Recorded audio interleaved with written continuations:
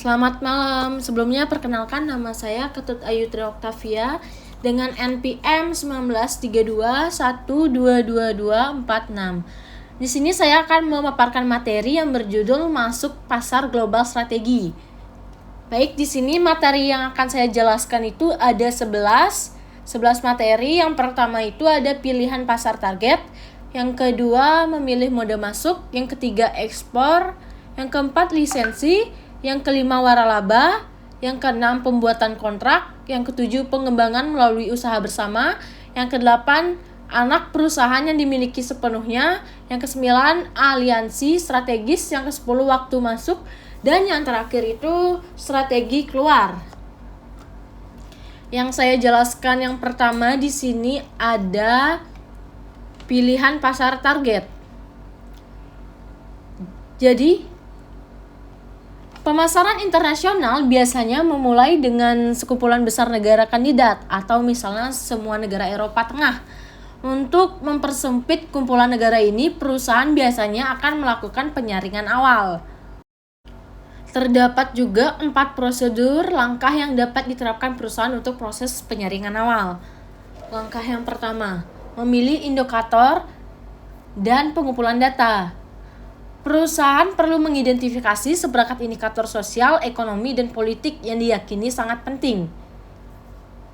Colgate-Palmolive memandang daya beli per kapita sebagai pendorong utama di balik peluang pasar.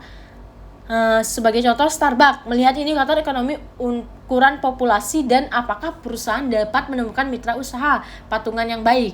Saat memilih pasar untuk produk tertentu, indikator juga akan bergantung pada sifat produk. P&G memilih Malaysia dan Singapura sebagai pasar pertama di Asia x Jepang untuk meluncurkan Philips, sehingga bau kain tidak hanya kedua pasar yang dikenal sebagai konsumen yang bangga dengan rumah, tetapi orang-orang di sana juga cenderung melengkapi rumah mereka dengan kain. Sebuah perusahaan mungkin juga memutuskan untuk memasuki negara tertentu yang dianggap sebagai pencipta tren di industri. Kodak, misalnya, kembali masuki pasar kamera digital di Jepang. Justru karena alasan itu, sepertinya yang dikatakan oleh Presiden Kodak Jepang, apa yang terjadi di Jepang akhirnya terjadi di seluruh dunia. Indikator tentang indikator sosial, ekonomi, dan politik negara dapat dengan mudah dikumpulkan dari sumber data yang tersedia untuk umum. Langkah 2, tentukan pentingnya indikator negara. Nah, langkah kedua adalah menambah bobot kepentingan dari masing-masing indikator negara yang berbeda dengan diidentifikasi pada langkah sebelumnya. Salah satu metode umum adalah constant sum, teknik alokasi. Metode ini hanya mengalokasikan 100 poin di seluruh rangkaian indikator sesuai dengan kepentingannya dalam mencapai tujuan perusahaan, misalnya pasang pasar. Jadi semakin kritis indikatornya, semakin tinggi jumlah poin yang diberikan. Jumlah totalan poin harus berjumlah 100 poin. Selanjutnya, langkah ketiga, beri peringkat negara-negara di kumpulan pada setiap indikator. Selanjutnya, setiap negara-negara di kolam renang adalah memberikan skor pada masing-masing indikator. Misalnya, Anda dapat menggunakan skala 10 poin. 0 berarti sangat tidak baik dan 100 berarti sangat baik, seperti itu. Jadi, semakin baik kinerja negara pada indikator tertentu, jadi semakin tinggi skornya. Lalu untuk langkah keempat, hitung skor keseluruhan untuk setiap negara. Langkah terakhir adalah untuk mendapatkan seluruhan. Jadi skor untuk setiap negara prospek, untuk itu skor bobot yang diperoleh negara pada setiap indikator pada langkah sebelumnya dijumlahkan. Bobot adalah bobot kepentingan yang diberikan pada indikator. Pada langkah kedua, negara dengan skor keseluruhan tertinggi adalah yang paling menarik. Contoh dari prosedur 4 langkah ini diberikan di dalam pameran. Nah, juga kadang-kadang perusahaan mungkin ingin menyingkirkan negara-negara yang tidak memenuhi kriteria yang sangat penting bagi perusahaannya. Misalnya, Wrigley, pembuatan permen karet AS, tidak tertarik pada Amerika Latin sampai saat ini karena banyak pemerintah daerah memperlakukan pembatasan kepemilikannya. Dalam hal ini, Prosedur 4 langkah harus dilakukan hanya untuk negara-negara yang tinggal di pool. Nah, ada juga metode lain yang jauh lebih canggih untuk menyaring pasar sasaran. Kumar dan rekan, misalnya pengembangan metodologi penyaringan yang menggabungkan beberapa tujuan yang dapat dimiliki perusahaan, bukan hanya satu. Kendala sumber daya dan strategi perluasan pasarnya. Satu prosedur yang sedikit lebih canggih daripada metode yang dijelaskan di sini, dijelaskan dalam lampiran. Seiring waktu, perusahaan terkadang harus menyempurnakan strategi pemilihan pasar mereka. Glotz, pembuatan bir premium Belanda, biasanya mengekspor ke pasar negara berkembang seperti Cina dan Brasil. Setelah keuntungan yang lesu, Glotz memutuskan untuk fokus pada pasar bir dewasa, di mana daya beli lebih tinggi dan segmen premiumnya lebih tumbuh. Nah, pasar yang memenuhi kriteria tersebut antara lain Amerika Serikat, Inggris Raya, Kanada, Australia, dan Eropa kontinental. Baik, untuk materi selanjutnya itu ada memilih mode masuk. Mari kita pertimbangkan terlebih dahulu kriteria eksternal utama. Yang pertama itu ada ukuran dan pertumbuhan pasar. Jadi di dalam banyak kasus penentuan utama keputusan pilihan masuk adalah ukur pasar. Nah, pasar besar membenarkan komitmen sumber daya utama dalam bentuk usaha patungan atau anak perusahaan yang dimiliki sepenuhnya. Potensi pasar dapat berhubungan dengan ukuran pasar saat ini, namun potensi pasar masa depan yang diukur melalui tingkat pertumbuhan sering kali bahkan lebih kritis, terutama ketika pasar sasaran termasuk pasar negara berkembang. Lalu mempertaruhkan. Nah, perhatikan utama lainnya ketika memilih mode entry atau faktor risiko. Peran risiko dalam pemasaran global dibahas pada bab sebelumnya. Jadi risiko berkaitan dengan ketidakstabilan lingkungan politik dan ekonomi yang dapat mempengaruhi prospek bisnis perusahaan. Secara umum, semakin besar faktor risikonya, jadi semakin kecil keinginan perusahaan untuk membuat komitmen sumber daya utama bagi negara atau wilayah yang bersangkutan. Jelas tidak risiko negara berubah dari waktu ke waktu. Di Bolivia misalnya, terpilihnya Evo Morales, mantan petani coca pribumi yang berhaluan kiri, menciptakan ketidakpastian yang sangat besar bagi investor asing di negara itu. Banyak perusahaan memilih untuk memulai kehadiran mereka dengan kantor penghubung di pasar yang berisiko tinggi, tetapi pada saat yang sama terlihat sangat menarik karena ukuran atau potensi pertumbuhannya. Misalnya MetLife, perusahaan asuransi, membuka kantor perhubungan di Shanghai dan Beijing sambil menunggu izin dari pemerintah Cina untuk memulai beroperasi. Jadi kantor pengumpulan berfungsi sebagai pos pendengar berbiaya terendah untuk mengumpulkan intelijen pasar dan menjadikan kontak dengan distributor dan atau klien potensi. Selanjutnya, peraturan pemerintah. Keterbukaan. Peraturan pemerintah juga menjadi pertimbangan utama dalam pemilihan metode masuk. Di banyak negara, peraturan pemerintah sangat membatasi serangkaian opsi yang tersedia. Sebagai contoh, yang baik adalah peraturan industri penerbangan di Amerika Serikat. Maskapai penerbangan diklarifikasi sebagai aset strategis dan akibat maskapai asing tidak dapat memperoleh kepemilikan mayoritas dari operator AS. Hambatan pedagang dari semua jenis yang berbeda membatasi keputusan pilihan masuk. Di industri mobil, persyaratan konten lokal negara-negara seperti Prancis dan Italia memainkan peran utama. Di balik keputusan pembuatan mobil Jepang seperti Toyota dan Nissan untuk membangun kehadiran manufaktur lokal di Eropa. Selanjutnya itu lingkungan yang kompetitif. Nah, sifat situasi persaingan di pasar lokal adalah pendorong lain. Dominasi Kelongco sebagai pemain global di pasar siap saji merupakan motivasi utama untuk menciptakan central partner. Pada awal tahun 1990-an, sebuah perusahaan patungan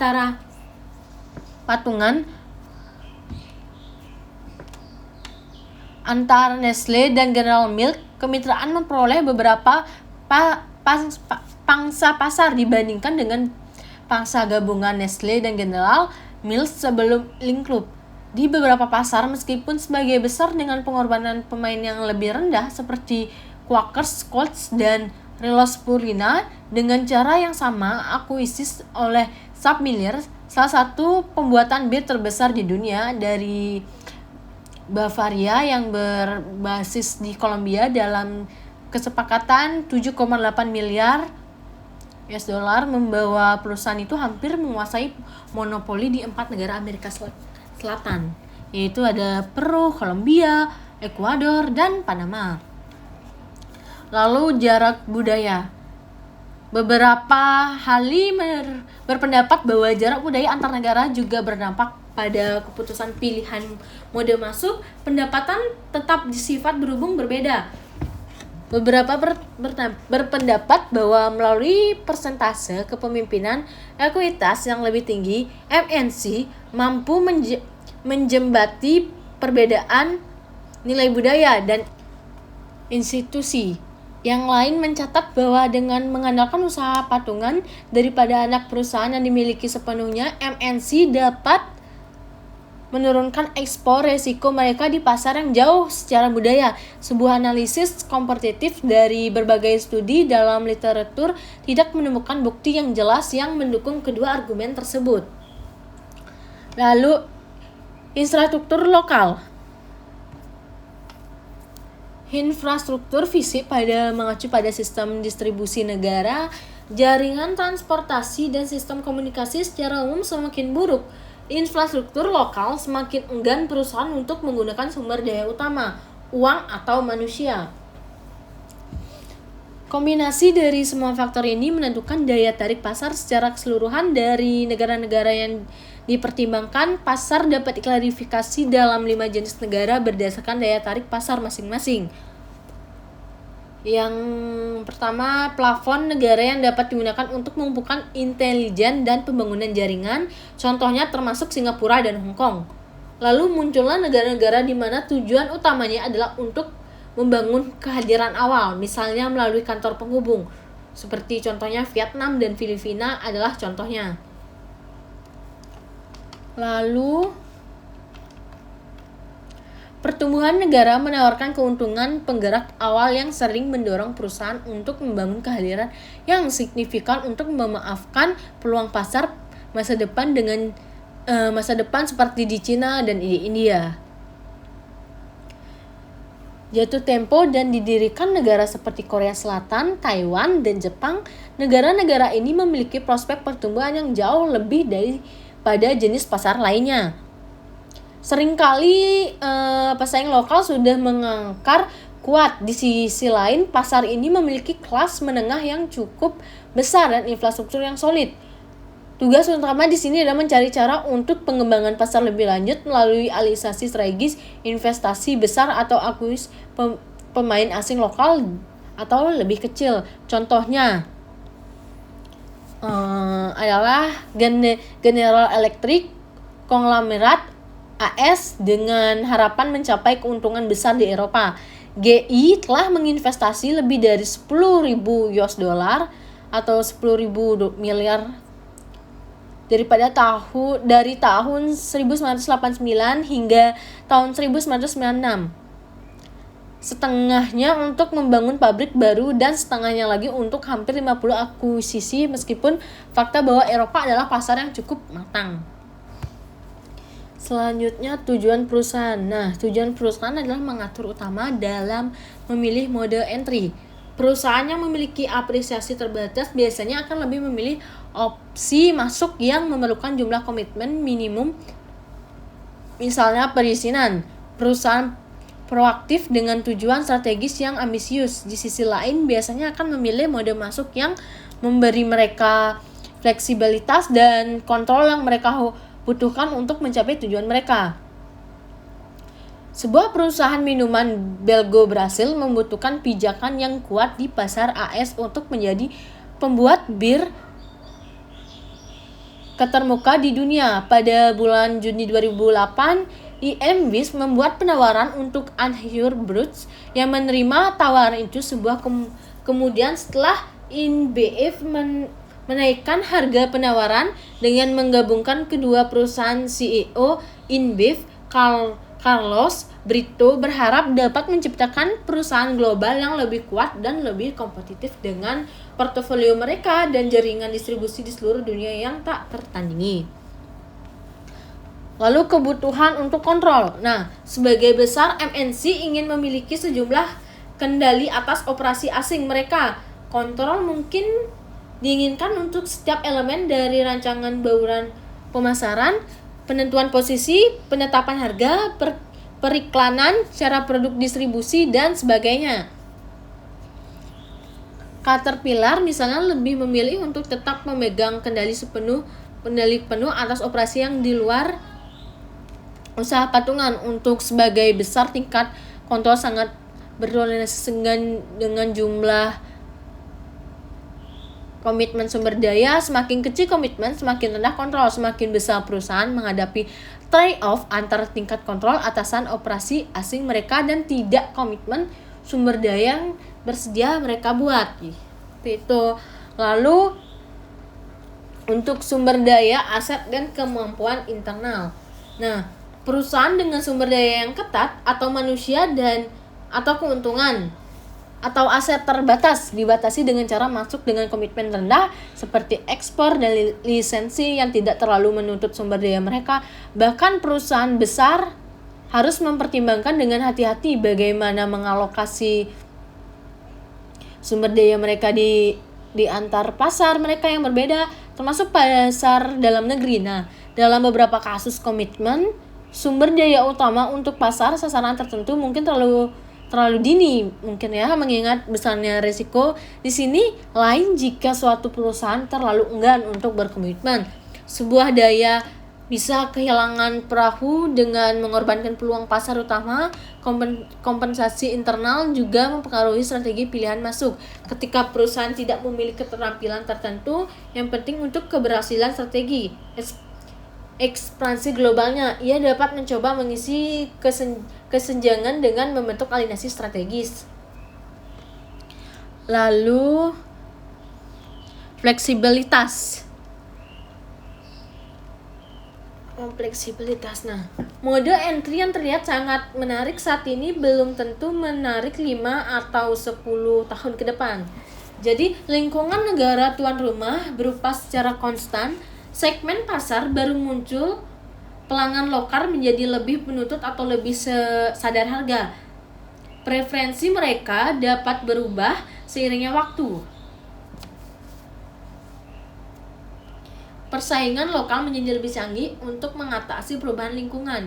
Ini, pemain global membutuhkan sejumlah fleksibilitas yang ditawarkan oleh berbagai alternatif. Mode entry sangat bervariasi, mengingat sifatnya pengaruh kontrak seperti usaha patung atau lisensi cenderung memberikan sedikit fleksibel ketika hambatan keluar utama ada anak perusahaan yang dimiliki sepenuhnya sulit untuk dilepaskan dan oleh karena itu menawarkan fleksibel yang sangat sedikit dibandingkan dengan alternatif masuk lainnya. Selanjutnya, ekonomi biaya transaksi atau TCE. Satu kerangka kerja yang berguna untuk menyelesaikan ini teka-teki adalah apa yang disebut ekonomi biaya transaksi perspektif. Jadi TCE berpendapat bahwa struktur tata kelola yang diinginkan atau mode kontrol tinggi versus rendah bergantungan pada biaya transaksi kompetitif, yaitu biaya menjalankan operasi. Dalam konteks pilih mode entry, perspektif memperlakukan setiap entry sebagai transaksi. Pendekatan TCE dimulai dengan premis bahwa pasar kompetitif. Oleh karena itu, tekanan pasar meminimalkan kebutuhan akan kontrol. Selanjutnya, tampilan berbasis sumber daya atau disingkat RBV. NS tampilan berbasis sumber daya RBV didasarkan pada premis bahwa memiliki sumber daya tidak cukup untuk menciptakan keunggulan kompetitif. Perusahaan juga perlu diatur untuk mengambil keuntungan penuh dari sumber dayanya.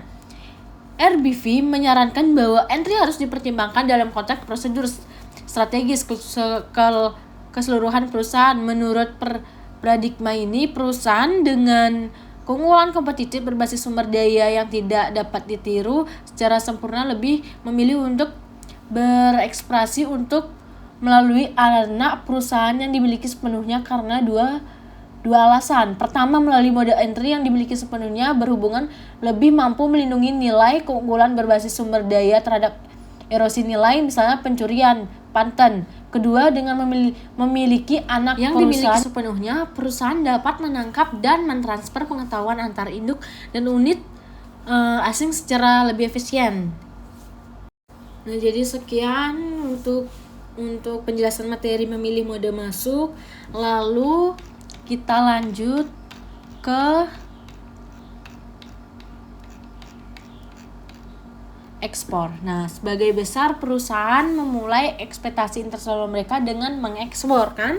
Nah, perusahaan yang berencana untuk terlibat dalam ekspor memiliki pilihan antara 3 opsi besar: ekspor tidak langsung, kooperatif, dan langsung.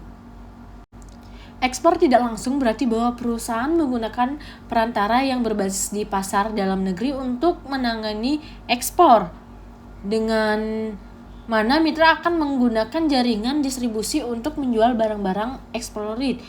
Ekspor langsung berarti bahwa perusahaan mendirikan organisasi ekspor sendiri dan bergantungan pada perantara yang berbasis di pasar luar negeri, misalnya distributor asing. Lalu, ekspor tidak langsung memiliki beberapa kelemahan. Perusahaan memiliki sedikit atau tidak ada kendali atas cara produknya dipasarkan di luar negeri, kurangnya dukungan penjualan yang memadai, keputusan penetapan harga yang salah, atau saluran distribusi yang buruk pasti akan menyebabkan penjualan yang buruk.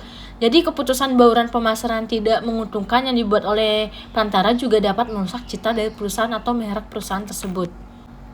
Selanjutnya lanjut ke materi berikutnya, yaitu yang selanjutnya itu ada lisensi.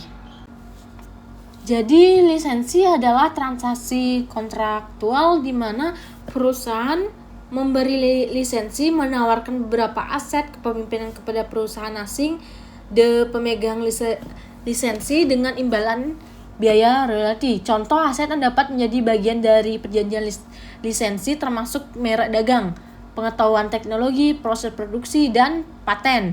Tarif royalti berkisaran dari 1%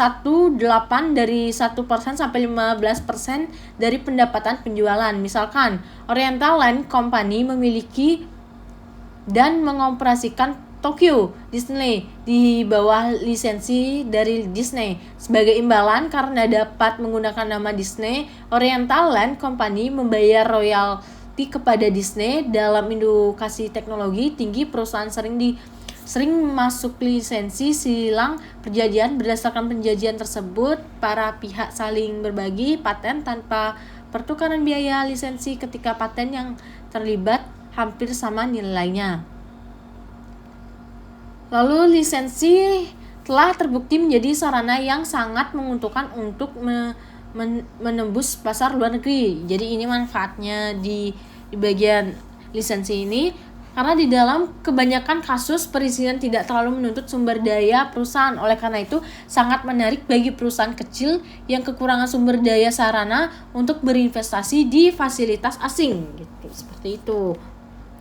Lalu manfaat berikutnya, perusahaan yang menggunakan lisensi sebagai bagian dari strategi ekspansi global mereka menurunkan exposure mereka terhadap ketidakstabilan politik atau ekonomi di pasar luar negeri mereka. Satu-satunya gejolak yang didapat pemberi lisensi adalah naik turunnya aliran pendapat royalti. Risiko lain ditanggung oleh penerima lisensi sendiri, seperti itu. Lalu ada di sini juga ada peringatan atau kewaspadaan kita. yaitu lisensi dapat dengan beberapa peringatan meskipun pendapatan berasal dari perjanjian lisensi dapat dikerdikan oleh potensi pendapatan yang dapat dihasilkan oleh mode entry lain seperti ekspor. Kerugian lain yang mungkin adalah bahwa penerima lisensi mungkin tidak sepenuhnya berkomitmen pada produk dan atau teknologi pemberian lisensi, kurang antusiasnya dari pihak penerima lisensi yang sangat membatasi potensi penjualan produk berlisensi seperti itu. Lalu kita lanjut ke waralaba. Jadi sejumlah perusahaan industri jasa menggunakan waralaba sebagai sasaran untuk menangkap peluang di pasar global ya, seperti itu. Jadi di waralaba ini memiliki manfaat juga. Manfaatnya itu manfaat waralaba yang jelas. Pertama dan terpenting, perusahaan dapat memanfaatkan formula bisnis yang unggul dengan berekspansi ke luar negeri dengan investasi minimal, seperti halnya perizinan. Risiko politik bagi pemilih hak sangat keterbatasan. Lebih lanjut, karena keuntungan pewaralabaan terkait langsung dengan usaha mereka, pewaralabaan biasanya sangat termotivasi. Akhirnya pemilik waralaba juga dapat memanfaatkan pengetahuan berwaralaba lokal tentang pasar lokal. Mereka biasanya memiliki pemahaman yang jauh lebih baik tentang adat dan hukum setempat daripada perusahaan asing. Lalu ada juga peringatannya, itu di mana waralaba membawa beberapa risiko. Meskipun sama sepertinya dalam kasus perizinan aliran pendapatan, pemilik waralaba hanya sebagai kecil dari apa yang akan terjadi jika perusahaan memiliki saham ekuitas di usaha asing. Perusahaan dengan sedikit atau tanpa pengenalan nama biasanya menghadapi tantangan besar untuk menemukan mitra yang tertarik di pasar luar negeri, menemukan franchise yang cocok atau master yang dapat menjadi batu sandungan di banyak pasar. Di banyak negara, konsep waralaba sebagai modus bisnis hampir tidak dipahami, atau kekhawatiran utama adalah kurangnya kontrol atas operasi franchise, seperti itu.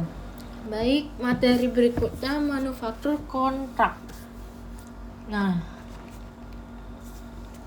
dengan pembuatan kontrak juga dikenal sebagai outsourcing, perusahaan mengatur dengan perusahaan lokal untuk memproduksi atau merakit bagian dari produk atau bahkan seluruh produk.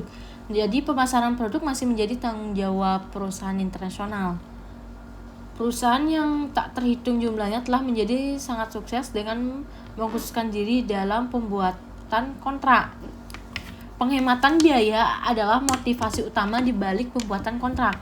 Jadi penghematan biaya yang signifikan dapat dicapai untuk memproses produksi pada karya dengan mencari produk di negara berupa rendah. Biasanya negara pilihan adalah tempat yang dimiliki keunggulan biaya tenaga kerja kompetitif yang substansial. Penghematan biaya tenaga kerja bukan satu-satunya faktor. Penghematan juga dapat dicapai melalui manfaat perpajakan, biaya energi yang lebih rendah, biaya bahan baku, atau overhead. Jadi beberapa manfaat yang tercantum untuk mode entry sebelumnya juga berlaku di sini. Subkontrak menyebabkan sejumlah kecil resiko politik dan ekonomi bagi perusahaan internasional. Hal ini juga memungkinkan perusahaan untuk fokus pada kompetisi intinya dan menyerahkan sisi manufaktur kepada orang lain. Manfaat lainnya termasuk fleksibilitas, akses keahlian eksternal, dan permintaan yang lebih sedikit pada sumber daya perusahaan, modal staff.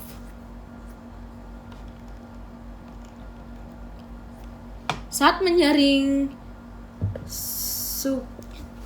subkontraktor asing, kandidat yang ideal harus memenuhi kriteria sebagai berikut.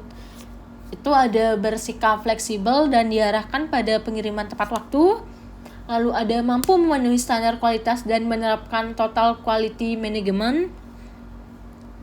Juga memiliki pijatan keuangan yang kuat. Mampu berintegrasi dengan bisnis perusahaan. Selanjutnya, memiliki rencana darurat untuk menangani perubahan permintaan yang tiba-tiba. Jadi itu adalah kandidat yang ideal harus dipenuhi, yang memenuhi kriteria manufaktur kontrak ya. Lalu materi selanjutnya itu mengembang melalui usaha bersama. Jadi banyak perusahaan multinasional yang ingin memperluas operasi global mereka. Usaha patungan terbukti menjadi cara yang paling baik untuk memasuki pasar luar negeri, terutama pasar negara berkembang. Jadi mitra biasanya adalah perusahaan lokal, tetapi mereka juga dapat menjadi otoritas pemerintah daerah, perusahaan asing lainnya, atau campuran pemain lokal dan asing, tergantung pada saham eksekutif. 3 bentuk kemitraan dapat dibedakan, yaitu mayoritas atau kepemilikan lebih dari 50%, 50-50, dan usaha minoritas yaitu 50% atau kurang kepemilikan.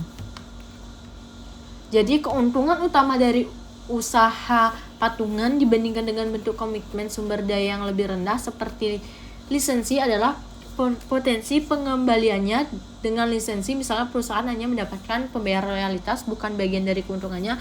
Usaha patungan juga memerlukan lebih banyak kontrol atas operasi daripada kebanyakan mode entry sebelumnya yang dibahas sejauh ini. Selain manfaat yang disebutkan tadi, sinergi argumen adalah alasan kuat lain untuk mendirikan usaha patungan. Kemitraan tidak hanya berarti berbagi modal dan risiko. Kontribusi lain yang mungkin dibawa oleh mitra lokal meliputi tanah, bahan baku, keahlian, lingkungan, lokal. Di lokal itu ada budaya, hukum, politik, lalu akses ke jaringan distribusi, kontrak pribadi dengan pemasok, hubungan dengan pejabat pemerintah. Selain keunggulan atau manfaat yang saya jelaskan sebelumnya, juga terdapat konflik. Nah, di mana konflik dapat muncul terkaitan hal-hal seperti strategi alokasi sumber daya, harga transfer, kepemilikan aset penting seperti teknologi dan nama merek. Nah, dalam banyak kasus, benih masalah sudah ada sejak awal usaha patungan. 7 yang saling bertentangan yang mungkin dimiliki oleh mitra asing dan mitra lokal Tiongkok ketika mendirikan usaha patungan di Tiongkok. Ketergantungan budaya di antara pasangan seringkali memicu ketidakpercayaan dan konflik timbal balik, membuat situasi yang buruk menjadi lebih buruk. Gitu. Jadi, ketika masalah mengganggu usaha patungan, para mitra dapat mencoba menyelesaikan konflik melalui mekanisme yang dibangun dalam perjanjian. Jika resolusi yang dapat diterima bersama tidak dapat dicapai, usaha patungan tersebut akan dikurangi atau dibubarkan. Misalkan, usaha patungan antara Unilever dan Aki di Korea Selatan bubar setelah 7 tahun menyusul ketidaksepakatan atas strategi mereka untuk produk baru, alokasi sumber daya, dukungan iklan, dan kepemilikan merek. Perspektif global menceritakan kemitraan antara Danone, pembuatan minuman Prancis, dan grup warna Cina yang melibatkan perselisihan yang sangat pahit. Materi selanjutnya itu ada strategi keluar. Nah, Gateway secara radikal merompak strateginya pada tahun 2001 ketika memutuskan untuk menghentikan operasi milik perusahaannya di luar Amerika Utara. Nah, pembuatan komputer pribadi menutup operasi manufakturnya di Irlandia dan di Malaysia. Pada tahun 2006, Walmart mundur 2 kali berturut-turut, mengecer besar Amerika pertama kali menjual toko di Korea Selatan. Dan kemudian, hampir 2 bulan kemudian, ia juga menjual toko Jermannya ke Metro. Demikian pula Nokia, membuat ponsel terbesar di dunia, memutuskan untuk berhenti membuat ponsel untuk pasar Jepang pada tahun 2008. Jadi keputusan untuk keluar atau divestasi pada luar negeri tidak bisa dianggap enteng. Perusahaan mungkin memiliki alasan keluar, beberapa alasan bagus untuk menarik diri dari pasar luar negeri mereka. Ini ada beberapa alasan mereka. yaitu kerugian berkelanjutan, di mana pasar utama sering dimasuki dengan perspektif jangka panjang. Sebagian besar perusahaan menyadari bahwa pengembalian segera dari investasi mereka tidak realistis dan bersedia menanggung kerugian selama bertahun-tahun. Namun pada titik ini, tentu sebagai besar perusahaan memiliki batasan berapa lama periode kerugian yang tersedia mereka toleransikan. Selanjutnya, kesulitan dalam memecahkan pasar. Sebuah perusahaan juga dapat memutuskan untuk menarik stiker ketika mengalami kesulitan untuk memecahkan pasar negara tuan rumah. Inilah alasan utama mengapa Nokia memutuskan untuk berhenti membuat penjualan ponsel untuk pasar Jepang pada tahun 2008. Pabrik ponsel asal Finlandia ini tidak pernah beruntung membuka pasar ponsel Jepang sejak memasuki negara itu pada 2003. Sebagai eksekutif senior, Nokia menyatakan, dalam iklim ekonomi global saat ini, kami telah menyimpulkan bahwa kelanjutan investasi kami di produk lokal khusus Jepang tidak lagi berkelanjutan. Namun, Nokia masih akan terus menjual merek Vertunya mewah di Jepang. Selanjutnya, keriangan. Perusahaan sering meremehkan risiko lingkungan ekonomi dan politik negara tuan rumah. Banyak perusahaan multinasional telah bergerak ke pasar negara berkembang, terpikat oleh prospek penggoda populasi besar dengan pendapatan meningkat. Sayangnya, negara-negara dengan potensi pertumbuhan yang tinggi seringkali sangat fluktuatif, namun mudah untuk mengabaikan atau meremehkan risiko yang terkait dengan memasuki pasar tersebut. Seperti yang berasal dari volatilitas nilai tukar, atur hukum yang lemah, ketidakstabilan politik, risiko ekonomi, dan inflasi. Banyak perusahaan multinasional menarik diri dari Argentina dan Indonesia di tengah gejolak ekonomi negara-negara tersebut. Sebagai CEO dari sebuah perusahaan multinasional besar saat itu, dalam pertemuan analisis, saya berharap kita bisa menutup Argentina saja. Seperti itu. Lalu selanjutnya masuk prematur. Seperti yang telah kita bahas sebelumnya, keputusan waktu masuk adalah hal yang krusial. Memasuki pasar terlalu dini bisa menjadikan kesalahan yang mahal. Entry bisa terlalu dini karena alasan seperti infrastruktur pemasaran kurang berkembang, misalnya dalam hal distribusi, pasokan, daya beli yang rendah, dan kurangnya mitra lokal yang kuat. Seringkali keluar dari pasar adalah satu-satunya solusi yang masuk akan dari pertahanan.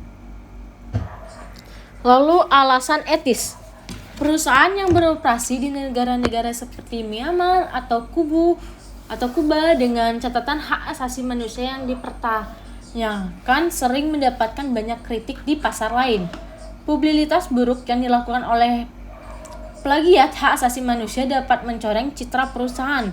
Daripada menanggung resiko merusak reputasinya, perusahaan mungkin memutuskan untuk keluar dari negara tersebut. Heineken misalnya memutuskan untuk keluar dari Myanmar pada tahun 1996 di bawah tekanan dari boikot produknya yang dipicu oleh aktivis hak asasi manusia. Selanjutnya, persaingan ketat. Nah, persaingan yang ketat sering menjadi alasan kuat lainnya untuk keluar dari suatu negara. Pasar yang terlihat menarik di atas kertas biasanya menarik banyak persaingan. Hasilnya seringkali kelebihan kapasitas memicu perang harga dan situasi rugi-rugian untuk semua pemain yang bersaing satu sama lain. Daripada menanggung kerugian, hak yang masuk akal untuk dilakukan adalah keluar dari pasar, terutama ketika pemain saingan memiliki keunggulan kompetitif yang sulit diatasi. Lalu, realokasi sumber daya. Elemen kunci dan perumusan strategi pemasaran adalah alokasi sumber daya. Tinjauan strategi atas operasi asing seringkali menyebabkan perampokan portofolio negara. Perusahaan mendorong MNC untuk mengalokasi sumber dayanya di seluruh pasar. Dari semua pasar negara berkembang, hanya Cina yang telah melampaui Amerika Serikat dan dalam tingkat pertumbuhan ekonomi tahun tahunan selama 3 dekade terakhir. Ini menjelaskan mengapa beberapa perusahaan Eropa seperti Unilever, Nestle, dan lainnya telah mengalihkan fokus mereka ke Amerika Utara. Hasil yang buruk dari operasi global seringkali merupakan gejala dari ekspansi yang berlebihan. Misalnya, setelah meninjau hasil operasi globalnya pada 2002, McDonald menyatakan akan berkonsentrasi pada pertumbuhan penjualan di resto yang ada. Akibatnya, Rakasa Makanan Cepat Saji mengumumkan bahwa mereka akan menutup operasi di 3 negara, merestruksikan bisnisnya di 4 negara lain, dan menutup 175 resto di sekitar 10 negara lainnya. Baru-baru ini pada Juli 2008, Starbucks memutuskan untuk menutup 61 general Australia dari total 68 sebagian dari perombakan global. Selanjutnya, jelas keluar dari pasar adalah keputusan yang harus diambil dengan hati-hati. Sama seperti ada hambatan untuk masuk dan hambatan untuk keluar yang dapat menunda atau memperumit keputusan keluar. Hambatan yang membuat keputusan divestasi menjemuk meliputi itu ada biaya tetap untuk keluar. Keluar dari suatu negara seringkali melibatkan biaya tetap yang besar. Di Eropa, beberapa negara memiliki undang-undang perburuan yang sangat ketat yang membuat pengeluaran menjadi sangat mahal. Misalnya, paket pembayaran pesangon. Bukan hal yang aneh bagi pemerintah Eropa untuk meneriaki dan menuntut perusahaan multinasional. Ketika perusahaan tersebut memutuskan untuk menutup operasinya, kontrak jangka panjang yang melibatkan komitmen seperti pengadaan bahan mentah atau mendistribusikan produk seringkali melibatkan hukum pemutusan hubungan kerja yang besar. Selanjutnya, kerusakan citra perusahaan. Sebuah spillover negatif dari keputusan divestasi juga dapat mengacu kerusakan citra perusahaan jika menutup pabrik menyebabkan hilangnya pekerjaan. Keputusan Nokia menutup operasi manufakturnya di Jerman dan mengalihkan ke situs yang lebih ramah biaya di Eropa Timur menyebabkan seruan untuk memboikot telepon perusahaan di Jerman. Krugbeck, kepala Partai Sosial Demokrat. Selanjutnya di posisi aset. Nah, aset yang sangat terspesialis untuk bisnis atau lokasi tertentu yang digunakan juga menciptakan penghalang keluar. Jumlah calon pembeli mungkin sedikit dan harga yang bersedia mereka bayar untuk aset ini kemungkinan besar akan meminimalkan. Oleh karena itu, nilai likuidasi aset tersebut akan rendah. Terkadang aset dapat dijual di pasar di mana industri berada pada tahap awal dan siklus hidup produk. Selanjutnya, sinyal ke pasar lain. Kekhawatiran lainnya adalah bahwa keluar dari suatu negara atau wilayah dapat mengirimkan sinyal negatif yang kuat ke negara lain. Tempat perusahaan beroperasi keluar dapat menyebabkan hilangnya pekerjaan di negara tuan rumah. Pelanggan berisiko kehilangan dukungan layanan purna jual. Distributor berdiri untuk kehilangan dukungan perusahaan dan mungkin menyaksikan penurunan yang signifikan dalam bisnis mereka. Jadi oleh karena itu, jalan keluar dari suatu negara dapat menciptakan dampak negatif di pasar lain dengan menaikkan bendera merah tentang komitmen perusahaan terhadap pasar luar negerinya. Lalu peluang jangka panjang. Meskipun keluar terkadang merupakan salah satu hal yang masuk akal untuk dilakukan, perusahaan harus menghindari kepicikan. Volatilitas adalah cara hidup di banyak pasar negara berkembang. 4 tahun setelah devaluasi rubel pada tahun 1998, ekonomi Rusia pulih secara spektakuler. Negara ini menjadi salah satu pasar dengan pertumbuhan tercepat di seluruh dunia. Bagi penutup toko, seringkali lebih baik membayar harga dalam jangka pendek dan mempertahankan kehadiran untuk jangka panjang. Seperti itu. Keluar dari suatu negara dan masuk kembali setelah debu mengendap ada harganya. perusahaan pesaing yang tinggal di negara ini akan memiliki keunggulan tersendiri. Seperti itu. Distributor dan calon mitra lainnya akan enggan untuk mengadakan perjanjian. Jadi konsumen akan curiga tentang pembelian produk atau jasa perusahaan terutama ketika hubungan jangka panjang yang terlibat.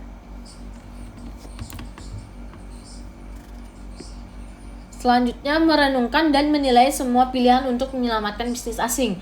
Keluar sangat menyakitkan bagi perusahaan maupun pemangku kepentingan lainnya, karyawan lokal, distributor, pelanggan. Sebelum melakukan langkah apapun, penting untuk menganalisasi mengapa hasilnya di bawah ekspektasi dan mempertimbangkan kemungkinan alternatif yang dapat menyelamatkan bisnis. Target awal dalam hal pangsa pasar, laba atas investasi, atau periode pengembalian modal mungkin terlalu ambisius. Biaya dapat ditekan dengan misalnya sumber lokasi daripada pengimpor, bawa atau menggunakan staf lokal bukan expatriate. Reposisi atau penargetan ulang bisnis dapat menawarkan solusinya. Perampokan NutraSweet ke Cina memberikan contoh yang baik. Ketika divisi konsumen NutraSweet pertama kali memasuki pasar Cina, ia menargetkan pasar massal. Penjualan jauh di bawah ekspektasi, alih-alih hanya keluar dari pasar Cina yang merupakan salah satu opsi yang dipertimbangkan.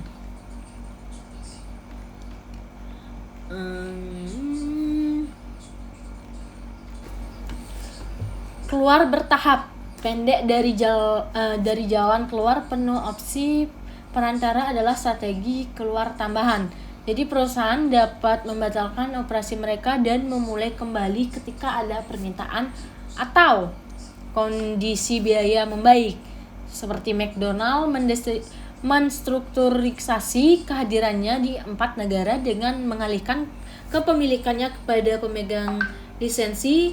Dial Crop mengubah operasinya di Meksiko dengan melisensikan mereknya alih-alih menjual secara langsung. Lalu yang terakhir itu migrasi pelanggan. Jika keluar terbukti menjadi keputusan optimal, salah satu yang rumit adalah bagaimana menanggapi pelanggan yang bergantungan pada perusahaan untuk dukungan layanan purna jual dan suku cadang. Jelas penting bahwa pelanggan tidak menjadi yatim piatu. Seperti itu. Salah satu solusinya adalah dengan memigrasikan mereka ke pihak ketiga, gateway. Misalnya mengadakan kontrak dengan menyediakan layanan pihak ketiga untuk menawarkan dukungan layanan pelanggan kepada pelanggan di pasar yang terpengaruh. Jadi dapat disimpulkan perusahaan memiliki berbagai pilihan strategi masuk untuk menerapkan upah ekspektasi global mereka. Setiap alternatif memiliki pro dan kontra. Tidak ada sepatu yang satu ukuran cocok untuk sebuah solusi. Jadi banyak perusahaan menggunakan gado-gado, mode entry. Starbucks misalnya menggunakan kombinasi toko, memiliki perusahaan, lisensi, dan usaha patungan. Dalam industri yang sama, persaingan sering mengadopsikan pendekatan yang berbeda untuk memasuki pasar baru.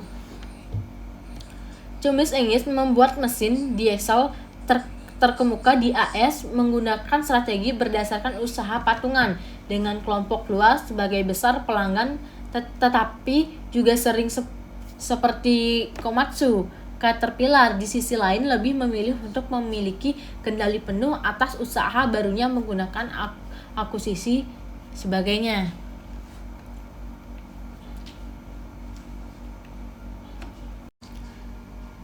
Baik, sekian materi pemaparan yang saya jelaskan yang tentang berjudul masuknya pasar global.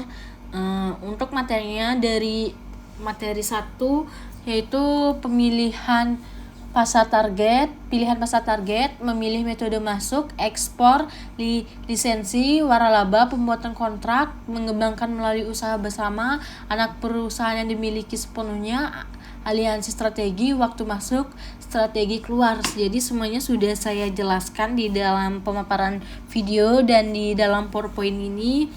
Jika ada salah kata, saya mohon maaf. Semoga presentasi ini dapat membantu pihak-pihak yang kesulitan dalam meringkas isi buku yang telah saya paparkan sebelumnya. Dan tujuan dari PowerPoint dan presentasi kali ini untuk melengkapi dari tugas yang telah diberikan oleh Ibu Nilo Putu Indiani SI. Jadi selamat malam dan terima kasih.